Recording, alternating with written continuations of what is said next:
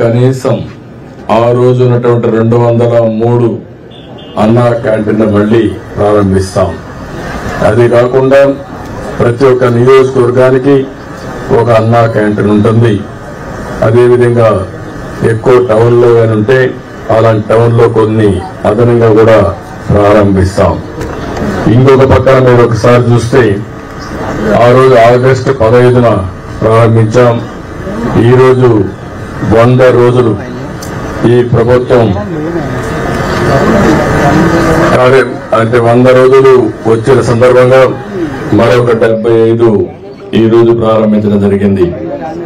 ఈ క్యాంటీన్లో మనం చూసినప్పుడు ఒక్కొక్క రోజు 450 మంది ఒక పూట ఇక్కడ భోజనం చేస్తున్నారు.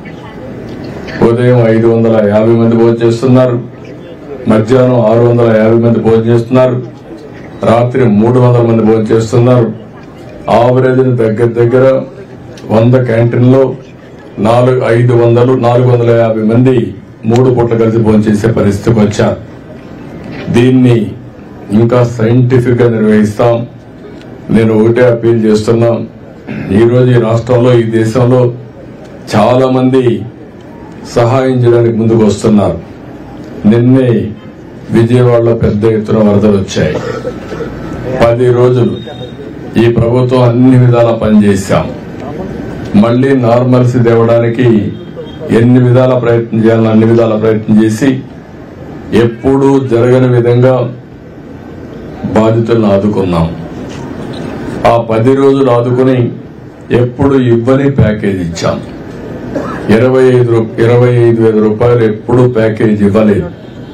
ఏ ఇండ్లైతే మునిగిపోయినాయో, ఏ ఇండ్లకైతే నీళ్లు వచ్చాయో 6-7 రోజులు చాలా ఇబ్బంది పెడితే 10 రోజులు కూడా ఎవ్వరు కూడా మాకు తిండి పెట్టలేదు అనకుండా అందరికీ మార్నింగ్ గాని, మధ్యాహ్నం గాని, సాయంత్రం గాని బ్రేక్ఫాస్ట్ దగ్గర నుంచి డిన్నర్ వరకు అరేంజ్ చేశాం. అదే సమయంలో 25 కేజీల బియ్యం, అంతేకాకుండా 1 కేజీ కందిపప్పు, 1 లీటరు పామాయిల్, ఇంకో పక్కన 1 కేజీ చక్కెర ఇవన్నీ అరేంజ్ చేశాం. 2 కేజీలు ఉల్లిపాయలు, 2 కేజీలు పొటాటో కూడా అరేంజ్ చేశాం. ఇవన్నీ అయిన తర్వాత దాతలు కూడా పెద్ద ఎత్తున వచ్చారు. వాళ్లకు తోచిన విధంగా వారు కూడా ఆదుకున్నారు.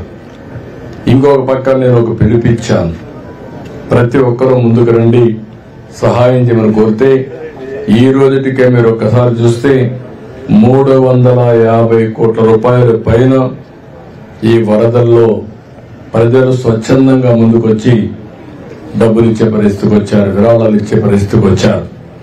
ఇది నా రాజకీయ జీవితంలో ఎప్పుడూ నేను చూడలేదు. ఏ రాష్ట్రంలో కూడా ఇంత పెద్ద ఎత్తున విరాళాలు ఇచ్చారని నేను ఎప్పుడూ వినలేదు. దీనికి కారణం మీరు ఒకసారి ఆలోచిస్తే ఈ ప్రభుత్వంపై ఉండే నమ్మకం.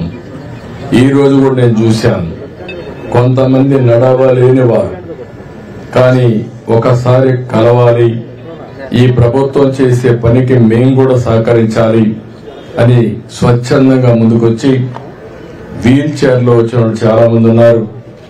కుటుంబ సభ్యుల సహకారంతో వాళ్ళ అంటే నడవలేకపోయినా వాళ్ళు మోసుకొని వచ్చి డబ్బులు ఇచ్చే పరిస్థితికి వచ్చారు.